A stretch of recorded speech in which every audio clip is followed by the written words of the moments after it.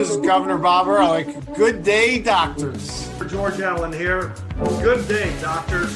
Go! You're watching Dr. Politics.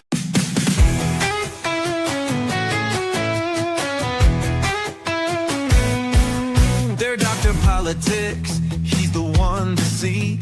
Breaking down the news with sharp analysis. From Congress halls to campaign trails, he tells the truth when all else fails. They're Dr. Politics. Dr. Politics. Exposing the spin, the lies and tricks. Dr. Politics. Dr. Politics. He calls it straight, no politics as usual. Love from backroom deals to primetime fights. He sheds some light and sets things right. Debates, elections, policy. He cuts through all the DC sleaze. Oh, Dr. Politics. He's got the facts. Dr. Politics. No holding back. Dr. Politics. Go away.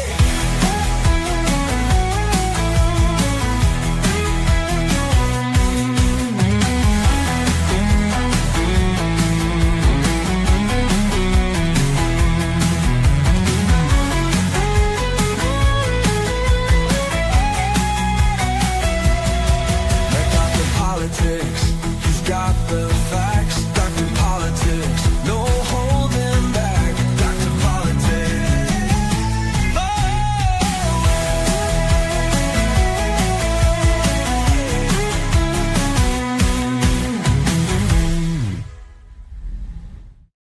Hey, it is Friday, October 17th. We have fewer days in October than we have behind us.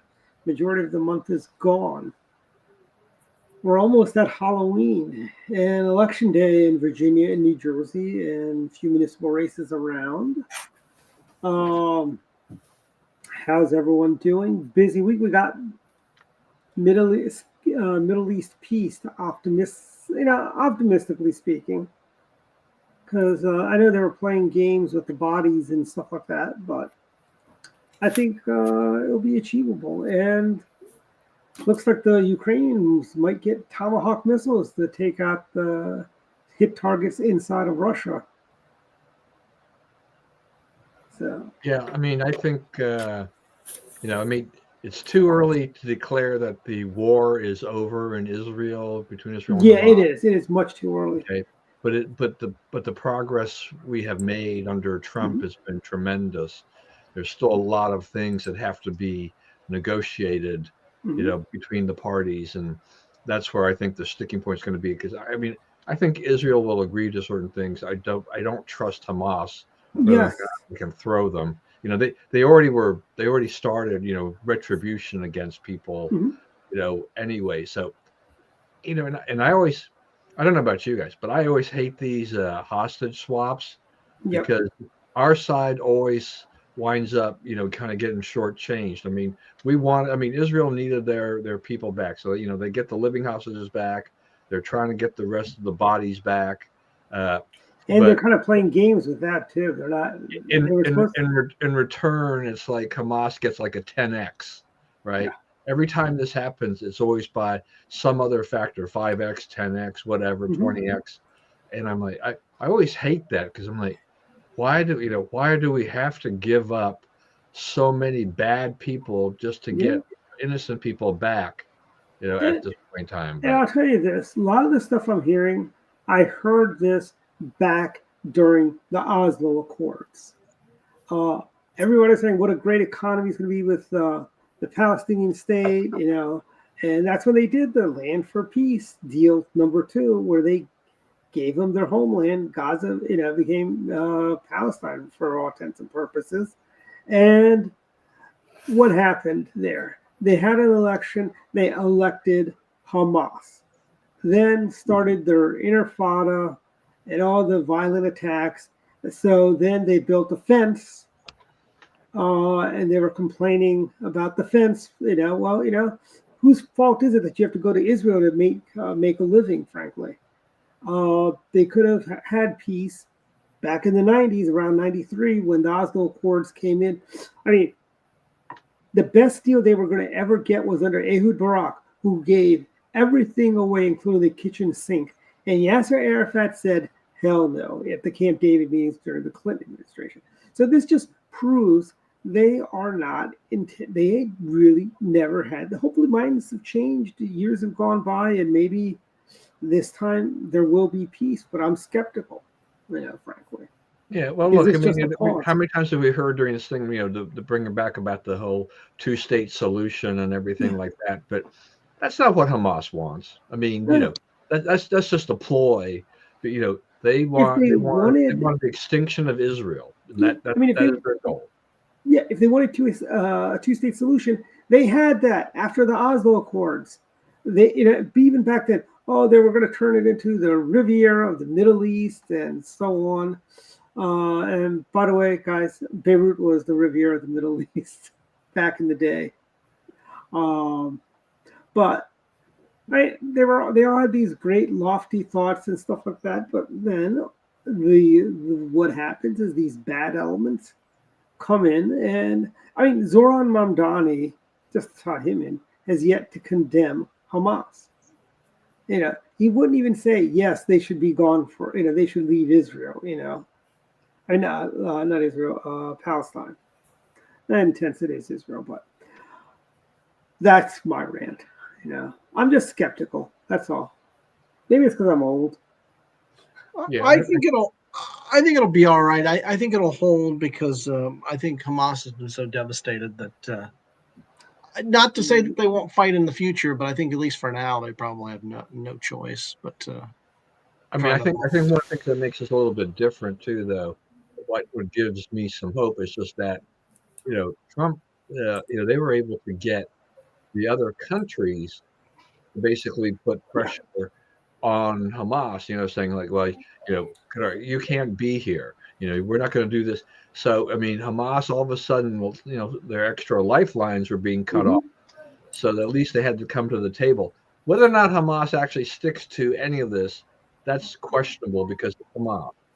But the fact that, these other countries, came in and basically kind of came to our side, was a big change because when you've got those extra lifelines in place, then it's there was no incentive. The fact that Qatar who was giving safe haven to Hamas, is coming around. Because everybody. I think that targeted attack in Qatar kind of changed their mind. Like, I think you need to find a new place. Safe anymore as we thought we were. Yeah, I think you need to find a new place to live now, guys. You can't stay here. But it's been, it only the minds that MSNBC can basically be the wet blanket when you have this historic peace agreement between Israel and Hamas to say, basically it's not going to hold, blah, blah, blah, blah, blah. And yeah. Yeah, there's a lot of stuff going on. We obviously the rebuilding of Gaza too is going to be a huge task. Mm-hmm. My concern is that if you remember, ISIS was formed out of what was double-digit remainder of Al Qaeda. We had them down to what we thought was verifiable between 50 to 75 trigger pullers, and out of that small footprint of trigger pullers, ISIS formed. Now, it took 7-8 years and kind of formed right underneath our eyes while we were in Iraq. But that's my only concern, is that when you don't finish the job, that you leave the possibility open. Ideally, they've been decimated to the point where they have no political capital left, and the Palestinians will demand more of their leaders. They won't elect them back into office. And I believe they've been forced to disarm, but they're allowed to keep their small arms. And we're already seeing the devastating effects of that. Yeah, it's like that's a good point, because it's like, when you leave any kind of remnant of these terrorists, they're still terrorists. Yep. And they have nothing to lose. They have a belief system that's just crazy, and they will find a way to rebuild. Because everybody takes their eye off the ball. They think, well, there's almost nothing left of them, so we're going to be fine. But there's still something left of them to continue to build on. So don't take your eye off the ball. And Israel just released a whole fresh batch of terrorists that were, by the way, were in Israeli prisons kept better than the hostages they took on October 7th. So they're not weak and disheveled. They are basically healthy. They were well fed while they were in prison, and now they're going back to Hamas. And it's it's like I tell you, I feel we've been here so many times before. That's why I'm just skeptical about the whole. I want peace, but it's kind of like President Reagan: trust but verify. That's where we are. I oftentimes I think it was a remarkable event in both the Knesset when Trump spoke, and then when he was in Cairo. Because behind him you see all those world leaders. Yeah. And I don't know of anything that's comparable to you, other than maybe the Treaty of Versailles, but where you had all those world leaders in one place. I understand we have the G7 or other things like that, but these are folks that are not just G7 or anything like this. It's just almost everybody you can think of. So I thought that was amazing. Well, I mean, you go to the APEC summits, you do see it there too. Well, but at the United Nations, they're not all usually there at one time. The big leaders, they just will come in occasionally, so or their own set time. And to see the liberals that have given Trump credit, it's probably made the far left kind of gag on the whole thing that he's made this remarkable success, inroads where Biden couldn't get anything done. If he manages to bring peace to between Ukraine and Russia in the next couple of weeks, how about that? In 1 month, ending 2 wars. Yeah, and the other thing to remember, that if the left was right that a genocide was taking place because of the war, and Trump ended the war, therefore he ended a genocide. So if he ended a genocide, you got to give him a Nobel Peace Prize. Yeah, but sad thing, there was no. I mean, it's not. Fortunately, I should say not sad. Wrong words. But there was no genocide. I know. I'm just saying they box them in with their language. Yeah. If you say a genocide is being committed, Trump stops the war, therefore he stopped the genocide. And well, I mean, they never give us credit when we end genocide. I mean, didn't President Bush end the genocide in Darfur? I believe. Was that Clinton? Maybe it was Bush. What's that? Was it Clinton? I don't know. I don't remember. No. This was like during the Bush era. There was like some place between the Houthis and the Tutsis or whatever. I want to say Sudan, maybe somewhere. I thought Bush brought. But remember, the left is very much full of ingrates. I'll give you an example. In the case of Ilhan Omar, we brought her into this country, saved her from a famine there in Somalia, and she's as anti-American as you can get. I mean, it's really stunning to me that. Politics aside, it's just I don't like an ingrate. Yeah, and a member of Congress to boot. I mean, just like I know. Yeah. I mean, you have her, AOC, Susan Warren. We should send her back. She claims she comes from a reservation. But she comes from a reservation at the what do you call it? The Willard Hotel. That's the reservation she talks about. Pocahontas. Yeah. Like I've said before, from my friend who's a card-carrying, member of the Choctaw Nation, and it's like if she doesn't have a card, because what was it? What was she? 1064th or something like that? Not as much as me. Yeah, I'm probably about that. It's like, she's not. She is not even close. She doesn't. She doesn't get a card. No. It's. One thing I point out though, I have a friend, a guy I used to work with, looks almost like Robert Redford, blonde-haired, blue-eyed. But do you know he's from Oklahoma? He has enough Indian blood in him that he's a member of the Cherokee Nation. But if you looked at him, you'd never guess it. But the thing about Oklahoma is you had a lot of that. You had a lot of the mixing. You have a lot of people who are from Oklahoma that have Indian blood. Right, and that's the thing about this friend of mine. He's from Oklahoma, and I didn't even know that. Yeah. I've known this guy for over 30 years, and I had no idea until we met up, this past month that he was from Oklahoma and had Indian blood in him, but Yeah.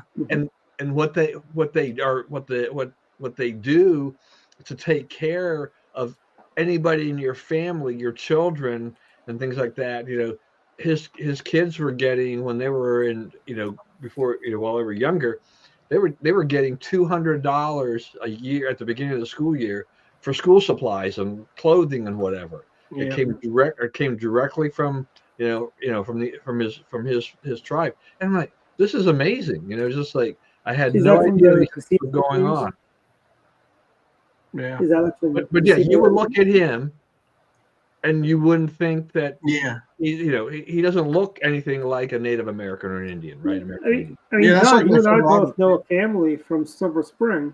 One I went to school with, and I think you went to school with the other sister, but I never guessed they were Native American. Yeah. You know, I do what I'm talking want to go back to what David, that's what you said about giving Trump the Nobel Prize. It's like, Yeah. okay, so those, now realistically, you're right, guys. It's like, is there any way that Trump could ever get that prize, no matter what he does, based on the way the committee votes? I mean, they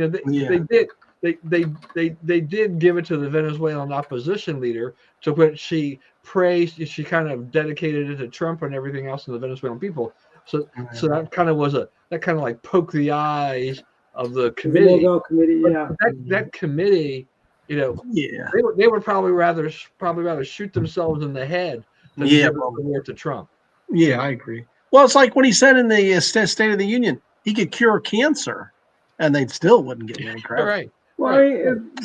that is how jaded these people are. The Trump derangement syndrome. Well, they really need to do Operation Warp Speed to find a vaccine Yeah. for the Trump derangement syndrome. Because it is like ridiculous how. Yeah.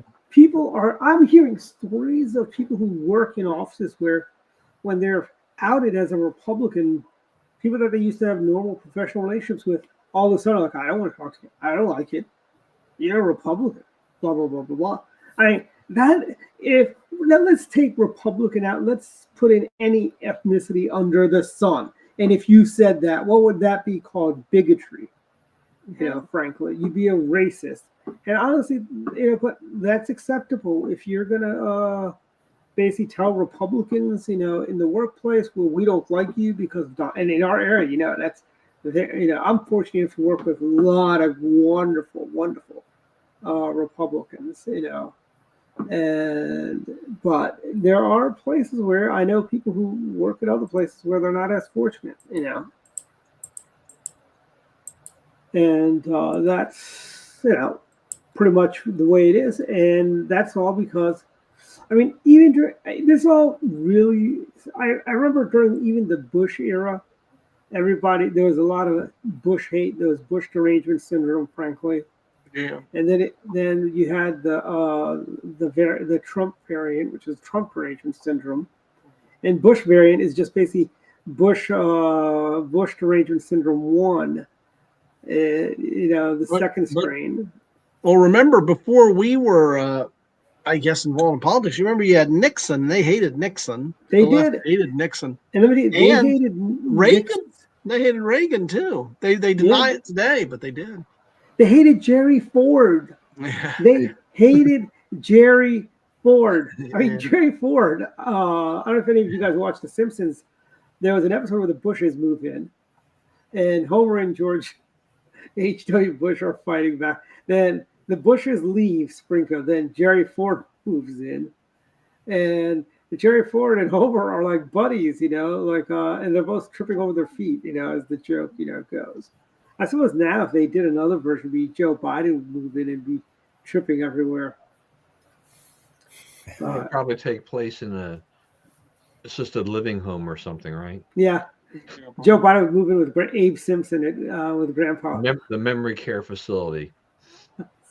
I think Joe Biden, by the way, is going to have trouble raising money for his library, and I don't know who's going to, or making big money on speeches. He's had a few speeches, but I can't see him commanding. Maybe it's going to be. Right. Thought of this. It could be the Joe Biden presidential bookmobile.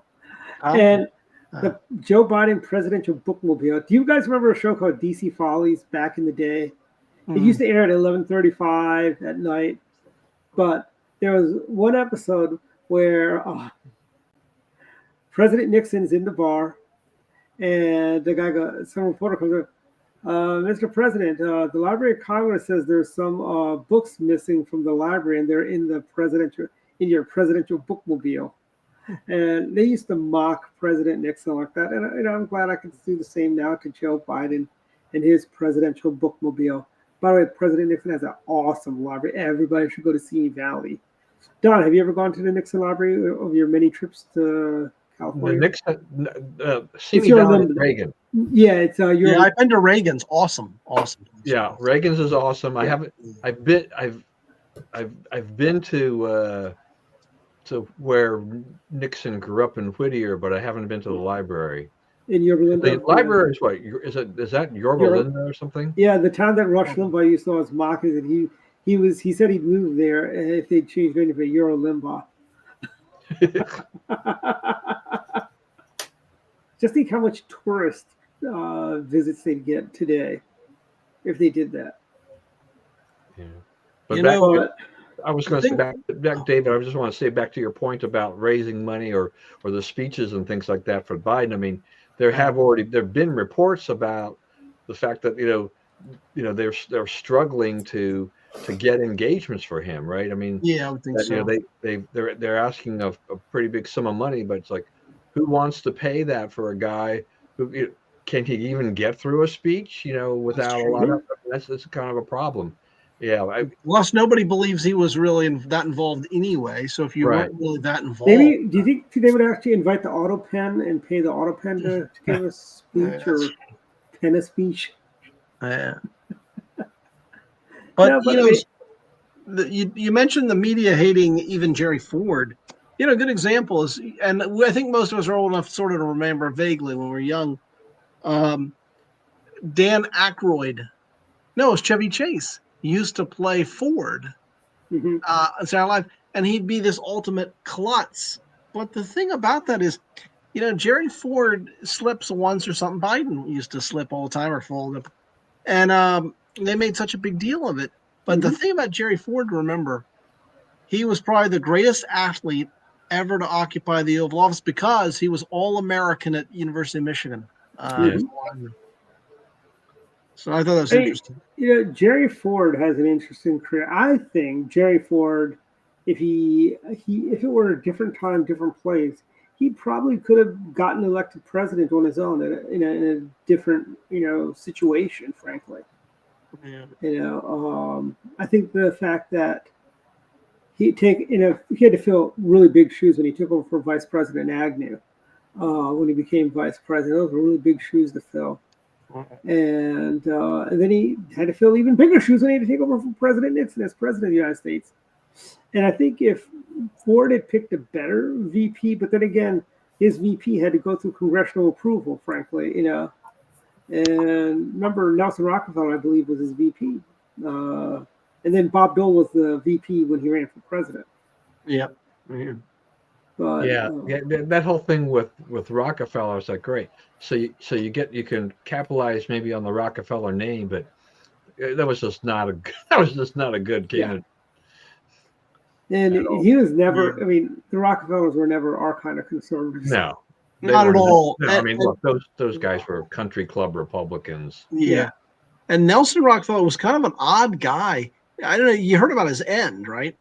Yeah, he died while he was having an affair with woman. They moved the body, from what I've been told, to try to avoid embarrassment. But hey, they did the same. They did the same thing for Senator Kennedy's Oldsmobile. Okay, they moved Senator Kennedy. They let him sober up the next morning. That's when he bothered to call the cops. Was it an Oldsmobile? I didn't know. Yeah, it was an Oldsmobile Delta 88. Oh, I did not know. Kopechne, yeah. Wasn't there a Mary Jo Kopechne Society, Don, back in the day? Was that? Yep. Mary Jo Kopechne. Yeah, that was that. There were four of us. That was Randy, right? Me, my father, Les Consolving, and his son. I thought Randy Weaver was part of that too, from the Washington Examiner, or what was his paper? The Inquirer. No, thought- but Randy came much Yeah. much later. That was Randy Randall. Oh, Randy Randall. Okay. Yeah. So no. That was because we did that. We did Randy that. Wee was the other guy. We did that Mary Jo. We did that trip up to Martha's Vineyard as the Mary Jo Kopechne Memorial Society.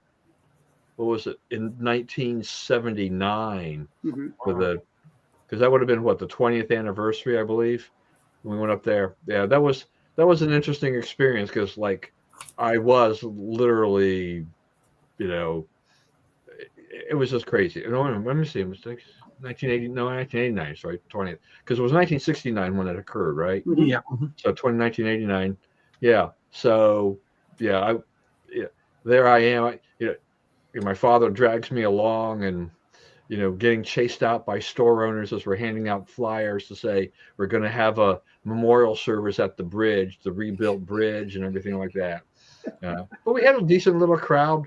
Threw a wreath over the side, less consulting the defrocked of the Episcopalian priest, and Gadfly gave a whole little homily and whatever, and voila, we planted the sign in the ground, which lasted less than a day. Do they have any memorials? No, or markers there? Eugene would have loved to get in on that. Well, yeah. Look, Eugene. There was a whole nother thing, right? Yeah. Which was the Ted Kennedy swim team. Yeah. Which he had recruited my interns at AIM, and they got out there, and including guys like Dave Almasi and people like that. Yep. And there we are on a hot, steamy summer July day in Washington, D.C., and Eugene with his masterful ability to do whatever he does, trying to drum up attention. Dave Almasi and I think at least one other person in the group, they were actually walking from the restaurant that Ted Kennedy frequented over the to Monocle. Huh? The Monocle. That was his restaurant. Yeah, over to one of the Senate pools or whatever, and fountains, and they were gonna like they I guess they wanted to get in there or whatever. So anyway, he had threw out all these press releases and whatnot. But they walked those few blocks wearing scuba gear. Okay. Well, I was involved. You know how hard that is, and how much sweat you're gonna get. Oh yeah, I was involved in one of Eugene's. And Chris, he probably doesn't know who we're talking about, but Eugene Elgatti is kind of an eccentric. He's into conservative, into street theater, and was it him or his brothers thought the Chinese were coming up through the Panama Canal and well, that was Richard. Richard was all about the Panama Canal. Yeah, that was Richard's. Someone once said that the difference between the two of them is one's nuts and the other's plain nuts. Anyway, I was with Eugene a couple times. And one of them, and I live to tell about this one, I was a wild kid. This was my biggest risk with maybe getting killed. Eugene had me hold a sign with a couple other people, downtown Washington, D.C. Eugene's slogan, it was a gay marriage thing he was opposed to. And at the time, there was no gay marriage. It was potentially a union. That was civil unions. That's all they wanted they didn't want gay marriage back then, Dave. They just wanted civil unions. Well, Eugene had me and a few others hold up a sign downtown D.C. It said, "Family values forever, gay rights never." It was Peter Barber with you there. So there I am with this other guy, kind of almost like shielding ourselves, hold the sign while Eugene is lecturing on the side of the street. So please tell me this was in DuPont Circle. Please tell me you guys. Yeah, maybe it was. It may have been. You did it in DuPont Circle. I like this description about street theater because I think all my life I've been trying to figure out exactly what do I call Eugene when he does these things. But it's like, the relationship between Eugene and Richard is so funny, right? Yeah. Eugene would show up to things that Richard was doing, and Richard would get mad at him for butting in and getting kind of basically co-opting his press conferences and stuff like that. It's like these two guys did not get along. They're on the same conservative wavelength, more or less. But I mean, there was just this. They just butted heads. You know, Well, and the la- Eugene lasted a long time as the Prince William County Commissioner. That's right. Yeah, on the he was Board a of thorn in his Supervisors there. side to a friend of ours Yep. that was also on the council with him. Yeah, he was there for a long time. And my last story with Eugene and Richard, they weren't all that close. They were split for a while, but Eugene once told me a story about this guy grabbed him, pressed Eugene. He like grabbed Eugene, threw him onto the table, and was about to strike him. And before the guy struck him, he said, "Yeah, Delgado is my last name," and he said Eugene or something was the first name. And then he realized he meant to punch out Richard. So then he let him up. And, no, I'm sorry about that. I thought you were Richard. So. My thing with the two of them is that when I was with Richard, I would never mention Eugene, and when I was with Eugene, I would never mention Richard. Yeah, that's right.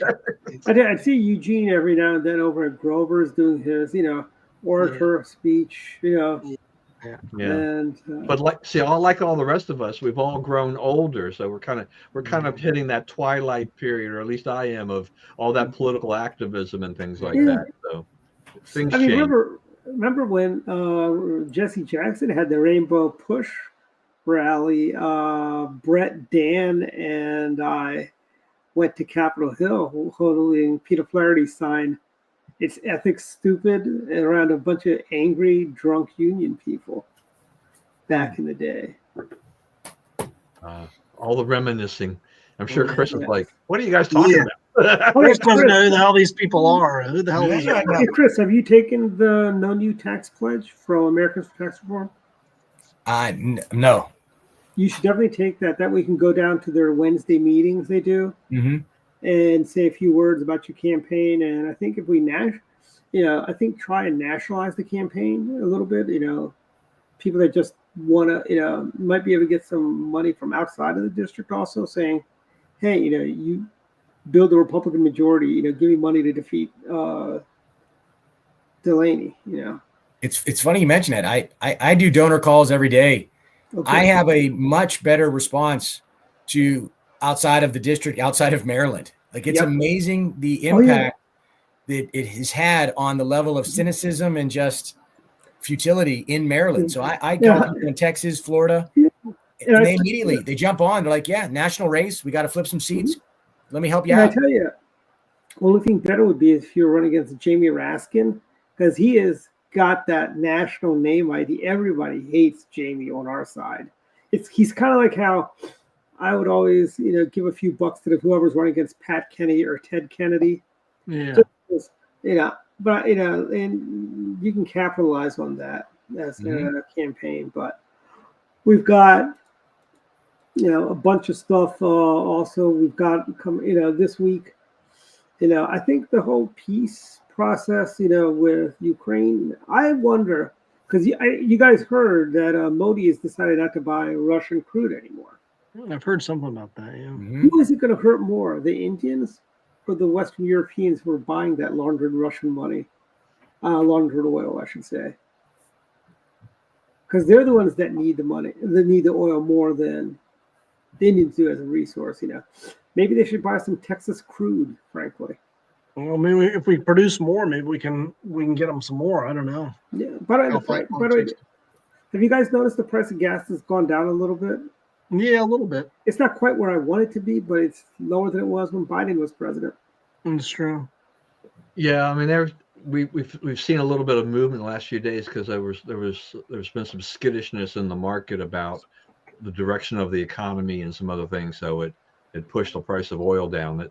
That may be just a temporary blip. It was funny too because one of my Facebook memories that came up was I had taken a picture of the price of gas 11 years ago, and it was $2.97, and I'm like, oh, it's close to what I'm paying now.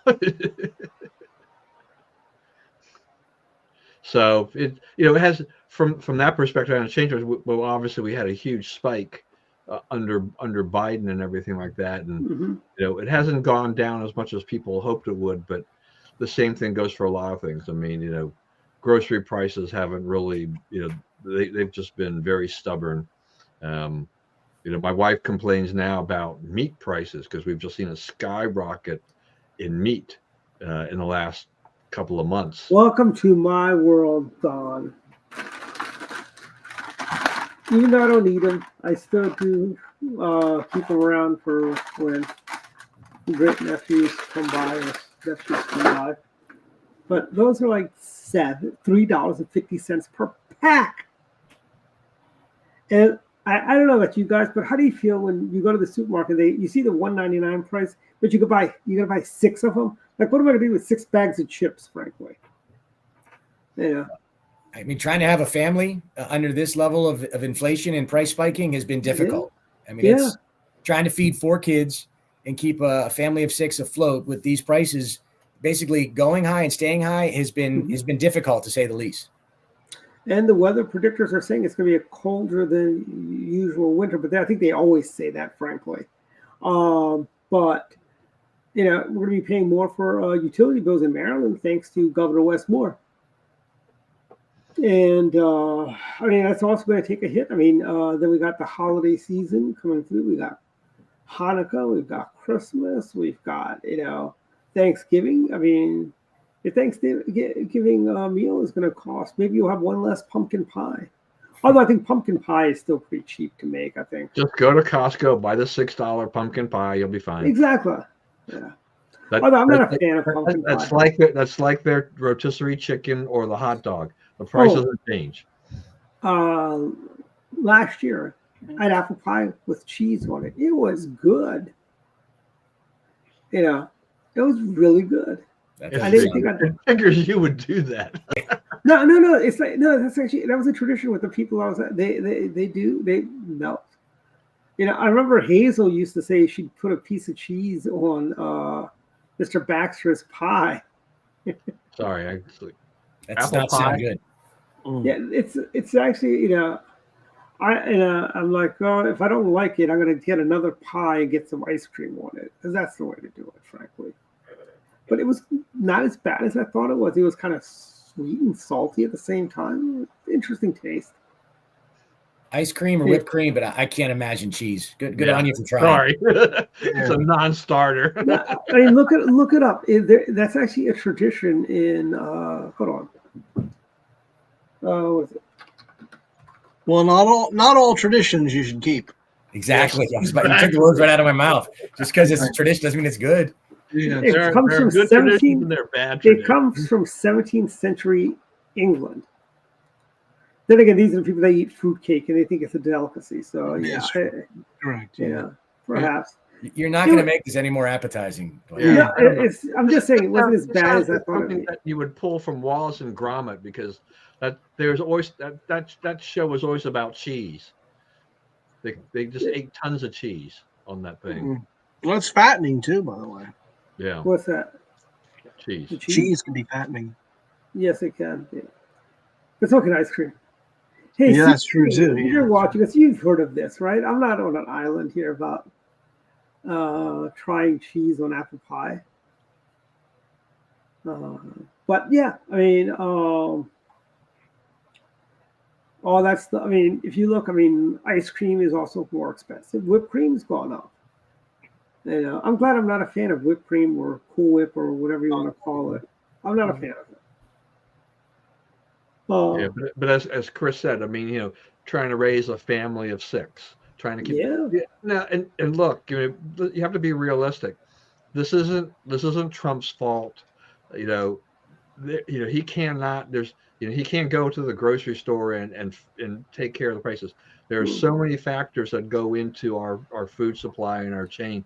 It's just we have inflationary pressures that are into the system. Supply and demand. Meat prices are soaring because we don't have as many cattle, and there's a bunch of things. Remember when egg prices soared? It was. I think it's coming down a little bit, Don. I don't know if you've noticed that. I mean, I'm not a big egg buyer, but I've noticed the price. No, egg prices have stabilized because they've been able to rebuild the supply, right, of hens and things like that, because they killed so many off, for disease. So you go through these cycles sometimes, and after post-COVID, we just got into a whole different cycle of how things were going. Now now the Biden administration just botched everything up, I think, and so that's why I think that is one reason why we're having a hard time getting out of this kind of new normal of where the prices are. Is, you know, this does, it reminds me a little bit when I was younger and growing up, but not to that, you know, that heavy inflation that we had back then when, you know, interest rates were 20%. You could get 15% on your money market fund, you know, and stuff like Good that. old You know, days. those were just absolutely bonkers days where everybody was going to buy today because they were afraid it was going to be more expensive tomorrow. Mhm. Just, you know, what happens in Latin America frequently because their inflation's out of control. If they don't buy today, tomorrow is probably going to be 10, 20, 30% more expensive. Or in the Confederacy back in the 1860s, you know, towards the end of the Civil War, the story was Well, I would say 2 points with inflation. First, you're not going to be able to return to pre-Biden prices unless you go through a deflationary cycle. Right. And the second thing is, one theory between the for the high egg prices was that so many of the roosters are now identifying as hens. Okay, time to go. But here's, by the way, we learned this week it's not just Democrats that have texting problems. Yeah, this was bad. That was very bad. One of our friends was called out, not by name, but they were referring to her because they mentioned Maryland, and we know who the YR chair in Maryland is, and it is reprehensible that these people, they should all basically resign. They've been condemned. One of our writers, Aaron Ackerman, put it best: we're better than the left. We don't circle our wagons around reprobates like they do. Well, in New York State, the Republican Party's pulled recognition of the YR, so they're effectively, I guess, disbanded right now until they get a chance to reset themselves with new leadership and whatnot. Yeah. And some of those guys, I guess, they're paying a price. I mean, one worked for a legislator or something like that. Yeah, one worked for Kathy Hochul, not Kathy Hochul, Stefanik. Yeah, so you know they're going to pay a price, but that, you know, now I also heard that one of them was saying, like, they said that, you know, the texts were altered. I was like, I don't know. I mean, I think this is like, you guys were caught red-handed here, I think, and now you're trying to find a way to. It's like when your kid is caught with the cookie that's half in his mouth. He's got crumbs all over his face. Oh, I didn't take any cookie. You know, that's what this is like. Yeah. No, I mean, it's just it's unfortunate, you know, that this has happened. It's just yet another focus on, you know, all this kind of foul language, all this Nazi stuff coming, you know, and then trying to tie this all back, you know, tying it all back to Trump. And this is what Trump supporters are, is that they're white supremacists, you know, Nazis. You know, Hakeem Jeffries brought that up. And I was thinking, you know, that is, Hakeem, really? You're the one who endorsed Zoran Mamdani, who was also blaming Israel for an alleged genocide that didn't happen. Hakeem, you're calling us anti-Semitic? It's kind of like, you know, look, we've called out these guys. Everybody has condemned them up and down. Nobody's saying, oh, well, it's just kids being kids. Nobody has used that defense. Democrats would use that defense. Oh, it's just kids being kids. Yeah. The far left lives in the realm of name calling and and they categorize someone in an effort to move them out of the argument.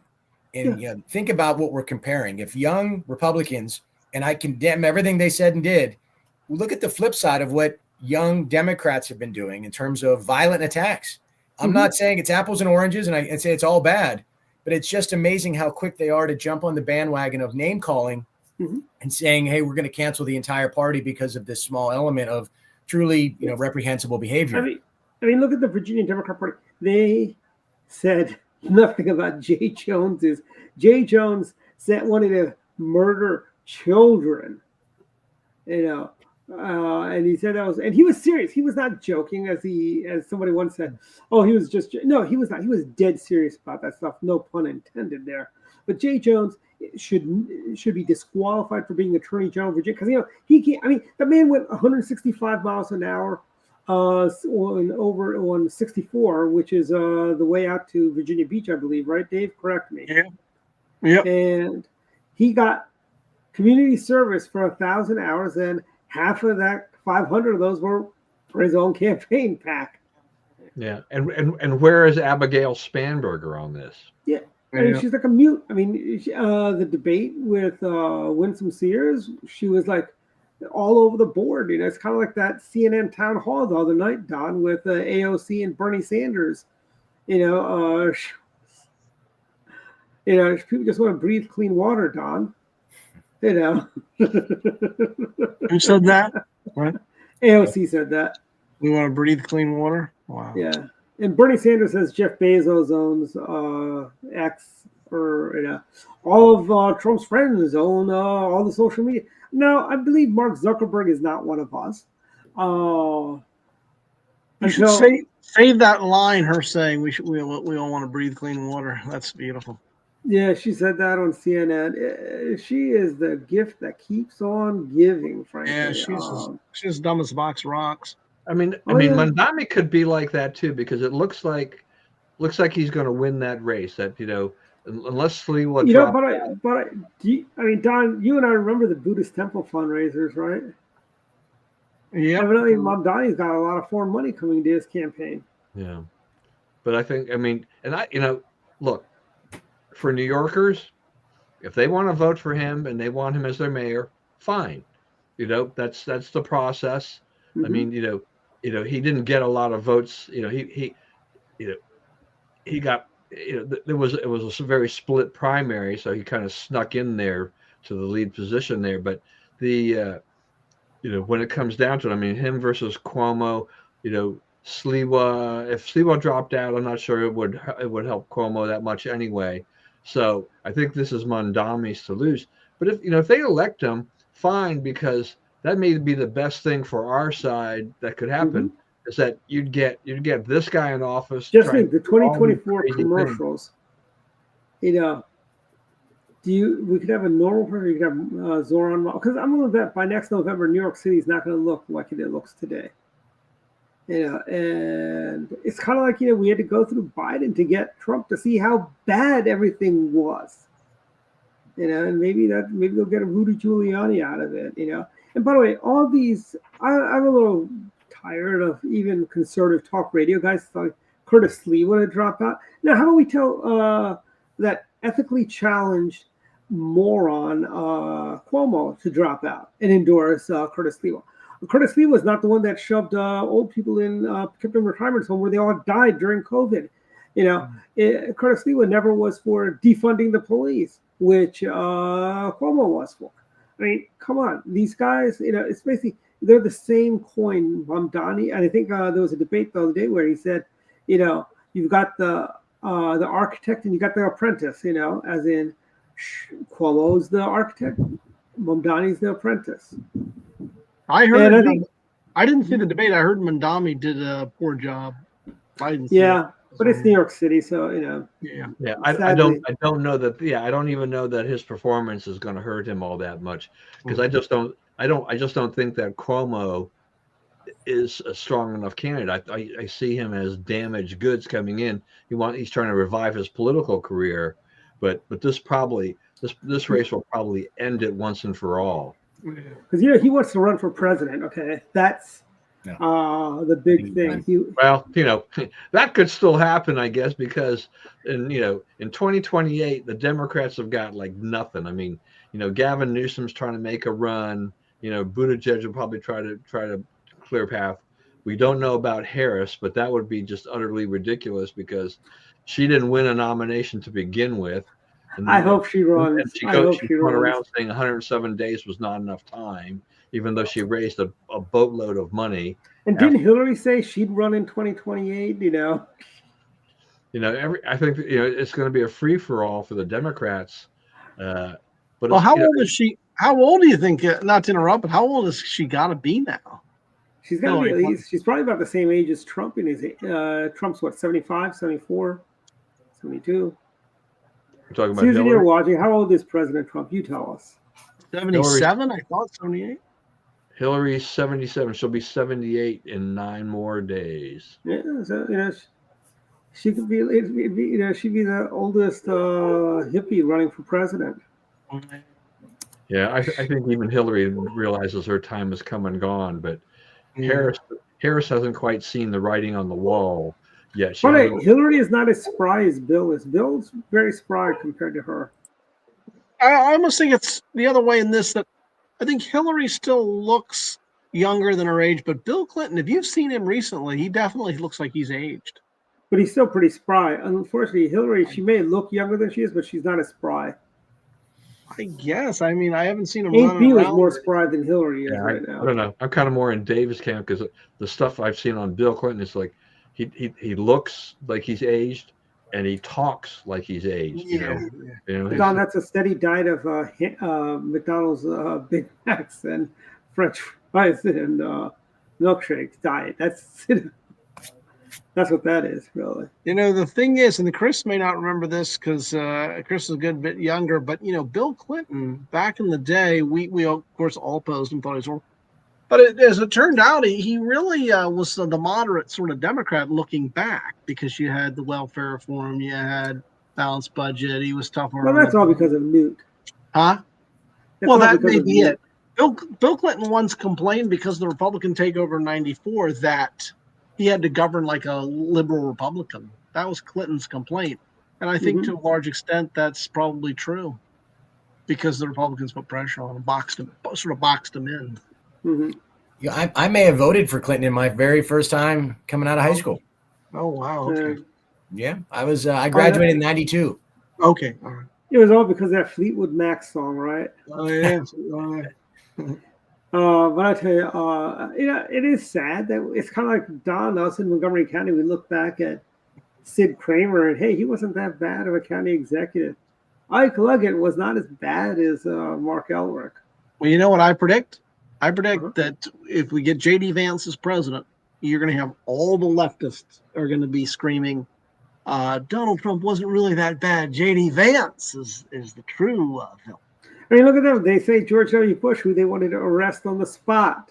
Right, yeah, that's right. Yeah. So it always gets worse. So the next candidate will be denounced even greater, or will be the next person we have as a leader even worse. Yeah, I mean, when presidents are out of office, even if they left with a relatively low approval rating, look at Jimmy Carter. Things change. Yeah. Look at Jimmy Carter. But you know who it won't change for? Biden.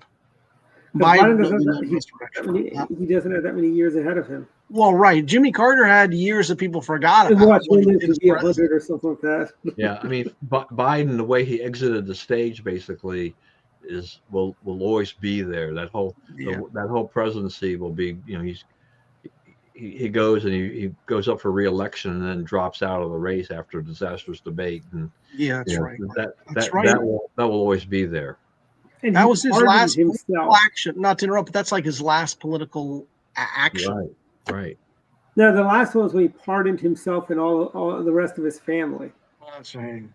That was his last. And honestly, if President Nixon could have pardoned himself on the way out, if we knew this, he could have been president to 76. The other thing about Carter, he had the benefit. He was in some ways he was viewed as paralysis through analysis. Like he was too smart.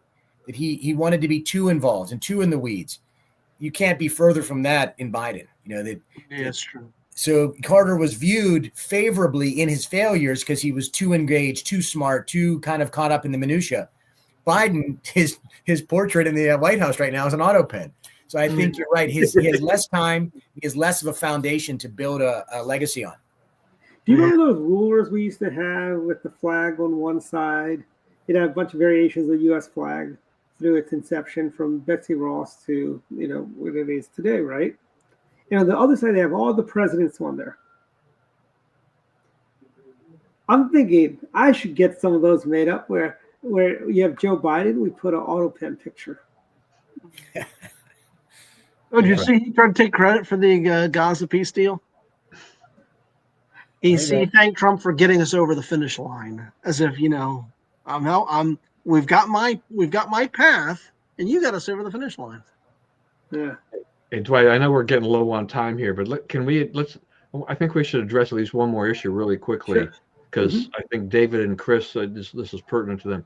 So this is the Supreme Court hearing arguments on the Voting Rights Act, in essence, and all this redistricting things. So David wrote a really good Substack column about this, and with Chris running for Congress, I think this is a good opportunity to talk to to you guys about what your opinion is of this, in terms of, it looks like, with the conservative majority, we have a lot of skepticism about whether or not, we need this race-based redistricting, gerrymandering. David, Chris? Well, I wrote a column, and it's up on Substack there. Basically, it was a poor ruling in 1986, Thornburg versus Gengels or whatever. The Voting Rights Act really never mandated majority minority districts, but it kind of came about out of that one decision. It got cemented. And so that precedent we're hoping is going to be overthrown. The reason I don't think it's necessary anymore, it might have been necessary in 1965 because you wanted to get Black men and women into Congress, which I can understand. But at this point, so many, Wes Moore, for example, so many Black candidates are already winning statewide in states across the country that there's really no reason to create a special district to help get a Black candidate elected when they're already getting elected statewide. We So elected a it president. may have served a purpose at one time, it doesn't really anymore. But anyway, that's just my thought. Yeah, I look forward. If we could end racial balancing, I thought that's a terrible idea. I think it may have been well intentioned early on, but I think it's gone completely off track, and I think it's now causing more damage than it is helping. Yep. As they say, I mean, as Dave points out, our world has changed, right? Oh, yeah. From the time this started to now, it's very different. And the idea of drawing these districts to so you can pack these things in, whether or not it's not just Blacks, right? It's also Latinos and things like that. So you wind up with these that only exacerbates the gerrymandering problem, to creating the crazy districts, because they're doing these minority majority district kind of thing like this. And it's like, this is just kind of nuts. It's like, figure this out. I mean, you've got X amount of people in your state. You're going to get this many congressional seats, divide it up based on where they live, keep it contiguous, keep it compact, and let the chips fall where they may. And you may get some minority majority districts, you may not, but everybody should get the fair shot. It's like, it's wherever they live determines, in the population will determine this, but you don't give these preferences. This is the version of affirmative action, for congressional redistricting. Yeah. And it's also, let's face it, a lot of this is also to ensure a Democrat seats in the inner cities, For years they've been doing this. I mean, Maryland, we got 2 carved out minority districts, District 4 and that district with Kwesi and Fume now holds.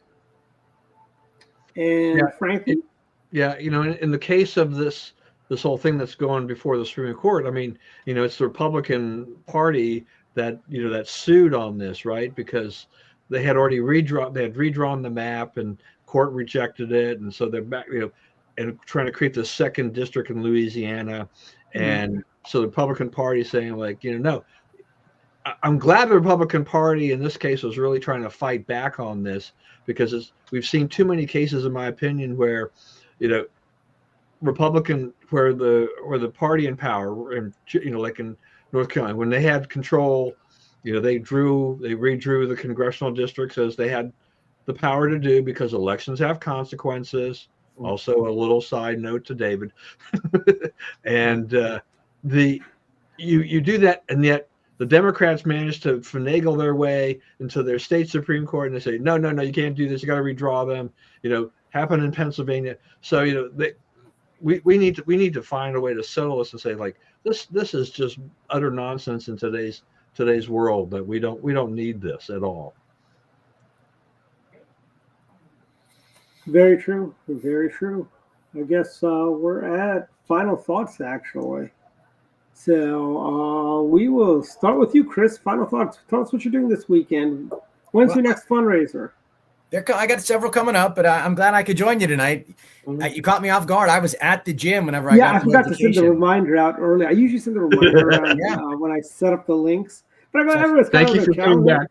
So I felt a little like George Costanza. If you saw me sweating, it wasn't that I was caught up in anything. I was just got off the treadmill. But tomorrow I'm going to be riding with the Legion Riders it's a poker run. It's a bunch of Harley riders. I'm going from an American Legion post in the corner of CD6 up to the Pennsylvania border. And that's for a good cause for wreaths across America. Then I'm going to spend the afternoon at a West African business leaders conference speaking about economic opportunity in Western Maryland, CD6 in particular. And then tomorrow night, I'll spend some time with Alfonso Talavera on a panel to talk about comprehensive immigration reform. I think Sunday's a light day. I might actually spend it with the family. And then we've got a couple of fundraisers coming up. The one we had last week was phenomenal. I think I'd mentioned First Breach, which is competition level ammunition production in Hagerstown. That was an incredible evening because we did a tour of the facility, and then we got to hear the story of the CEO and his son having been an IDF member in the 15-16 conflict. And then all this with the backdrop of the surviving hostages being returned. So it was just a phenomenal evening. So glad I could join you tonight. It was a great discussion. Hey, Chris, Fitzgerald's is they're Republican friendly. If I can find my old program from the Frederick County Lincoln Reagan dinner, they were one of the sponsors. As well as there was a guy, there was like a microbrewery out there. If I can find it, I'll send you copies of it. That way you can reach out to some of those businesses for supporting you. That'd be great. Thanks again. Mm-hmm. David, final thoughts. Thanks for the plug. Don, if you guys would like, go to my Substack, check out the column for the day. And also I'm doing my podcast there, so it's going well. Phil and I are doing that. Phil Hamilton, former delegate from Virginia. So it's growing. Last Saturday I spoke to my men's church group about podcasting, so that was kind of fun. We talked about that. And this weekend, hopefully it'll be a quiet weekend. I'll try to get up another column and getting ready for fall. In fact, it's interesting. I got the news. This is not really new. I've had this for years, but when I went through the divorce, the ex put all my clothes in all kinds of different bags. Well, I found another bag with a whole bunch of winter clothes in it. So it's like having a new wardrobe. So I'm happy. Christmas. Otherwise, that's doing good. But great seeing you. And Chris, I'll have to come out and try to help you in the campaign. I certainly will try to get some time to come up your way. So and we need part of our state. He loves Western Maryland. Absolutely, Western Maryland's gorgeous. I've been to Washington County. I spoke there about my book. And on my Substack, I have a number of Marylanders as well. But Western Maryland's beautiful. Great part of the state. I just wish there were more people there and you guys had more political power there. But I'm working on that. Yeah. All right. But anyway, that's about it. Final thoughts, Don or Vice? All right. So we're at day 17 of the government shutdown, and we're still functioning one way or the other. We haven't come to a complete disaster yet on anything. So I don't know what the government will look like when we finally reopen, whenever that'll be. But it looks like both sides are kind of entrenched. But if you really look at this, as one of the arguments on this is Democrats are still they want to get the Obamacare subsidies extended and all these other things. It's like, do you guys remember when Obama talked about how our health insurance costs were going to go down? Mm-hmm. They didn't. I mean, it's like Obamacare overall, not a good thing for the country, just complete distortion of the market. I hope the Republicans continue to stay dug in on this and don't give in. You know, we've got enough debt as it is. We don't need to keep throwing more money at this. We really need to resolve our financial issues with regard to the debt, and you And our know, deficit's going to be lower this year, by the way, is what the projections are looking at. Well, the tariff revenue, I guess. well, tariff revenue is just a drop in the bucket. The deficit, the deficit probably will be somewhere around the same range. You know, at least it won't. I don't think it's really going to go It's up. not going to grow. I think it's supposed to be a little. It's kind of like taking But the debt will grow because the interest on the debt is huge.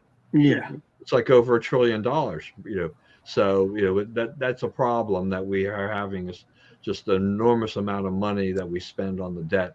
You know, even if it just sits there, it's just ridiculous. Yeah. So we've got that. They're going to be. I guess we're going to see some No Kings demonstrations again this weekend. Yes. I know. I saw some stuff on my next door. Come out to Olney, you know, get there early and get a T-shirt and pick up a sign. And I'm like, oh my gosh, you know, just shoot me now. And by the way, that's also why the government is not opening up, because they got to keep it shut down. I wouldn't be shocked if next week the Democrat. I mean, honest to God, you still have time to negotiate before these things expire. But if you keep the government shut down all the way to the end of the year, guess what? You're not going to negotiate this anymore. I mean, do the smart thing, open up the government, frankly. It's not that hard, Chucky. Just tell your people to vote the right way. And remember this: if we had a king, there'd be no king's rally.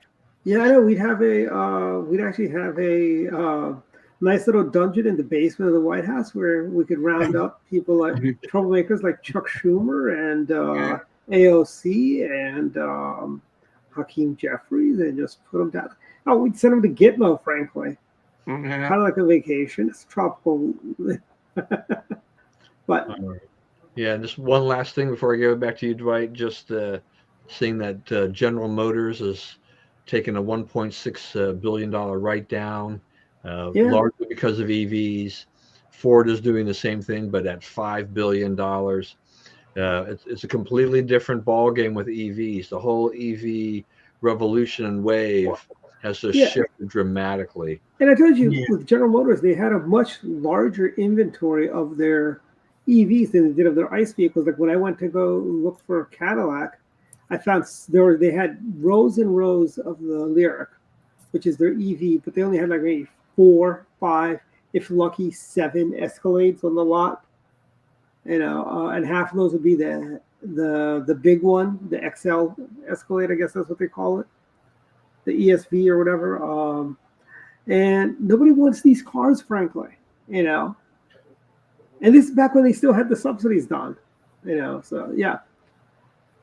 Yeah, now I mean we're going to see without the tax credit. We're gonna see a little more clearly exactly how popular EVs are. That's how popular Tesla is. You know, it's the Cybertrucks. Are they going to be flying off the shelves? Well, they weren't really flying off the shelves anyway. He hasn't sold that many Cybertrucks. Because the car's ugly. The car is ugly. Look, you know, it's a funky looking car, but it's like a trash can with wheels. You know, we've seen Marcus's, you know, Cybertruck. Yeah, we have. We've ridden it. It's just right. I just don't see it as being very practical, right? No, yeah. So anyway, it's back to you, Dwight. Okay. Final thoughts today in sad news. We'll start with that first. Delegate Charles Otto of the Lower Shore in Maryland. He passed away.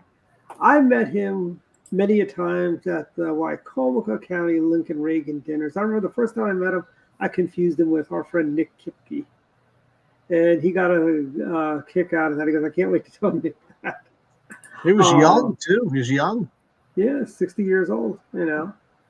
And the 70th annual Prince George's County Lincoln Reagan dinner is going to be on Thursday, November 20th, long after all the elections, celebrations are over and stuff like that. Their speaker is Chris Pabst, who is an investigative reporter at Fox 45. He will be their speaker, and go to pggop.com to actually it's rccpgc.org is their website. Just Google PGGOP, frankly. You'll find it. Great event. Great tickets are low, $125. So come on out. It's on the 20th. It's going to be cold. What else are you going to do? You know, go to the dinner. It's a wonderful. It's at It's not. You don't have to go all the way deep into Prince George's County. You only have to go to Martin's Crosswinds, which is right over there, not too far from NASA Goddard. Also, if you do not subscribe to the Montgomery County Republican Club's newsletter, the direct line, I encourage signing up. We now do Sunday comics because the Washington Post has stopped doing comics in their Sunday. We have funny edutainment comics. You can go to our website and see the comics we have. We've got, we've got Karen, who's the Avenger of the Perceived Slights. We've got Jake, who talks to his grandpa, who explains to him stuff in plain language. Then we got Ian, where he does a little wrap-up of the week's news in the stylings of Mark Russell. Last final thought is, what are your thoughts on the fact that when you go to these grocery stores, they've now made it a maze to get into the store, and it's not, it's like you can't, it used to be they'd have two doors to go in and out of the store. Now, a lot of grocery stores are now just using one door to go in or out. And I don't like it. It's irritating that you got to go through a maze. I want to go into a store. I want to go in and out. I don't want to have to go through a little maze, But I will give this to you, Don. Aldi's, they don't have a maze. You just walk. But then again, they want you to pay for their carts. But that's it for my final thoughts. We'll see. Oh, I will not be here next week. So Don, you, Dave, and Chris will run the show. I'll set everything up. I'll send the reminder out before I head out. But I'll be away next week. So enjoy. Actually, I might try to do it from where I am if it's not too loud. So, are you going to be in Ocean City by any chance? Yeah, that's where I'm going to be. Yeah, exactly. Are you going to go be there as well? I am. Diddy was invited, my wife, so I'm good. I'm going to hold her purse. Oh, great! I'll be there too. There's a lot of fun things to do there. Yeah. So, we'll see you there. Yeah. So maybe we can do it from our hotel room there. Do the show from there or something like that. I don't know. We'll figure something out. But bye, everyone, and don't forget to go to Missoni's. Oh, hold on. We got Susan just dropped a comment in about.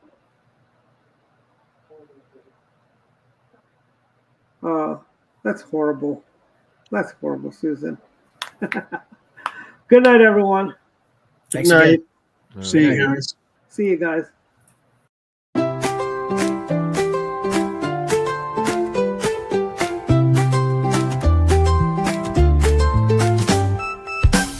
Let's go down to Missoni's, where Italian cuisine shines. Let's go down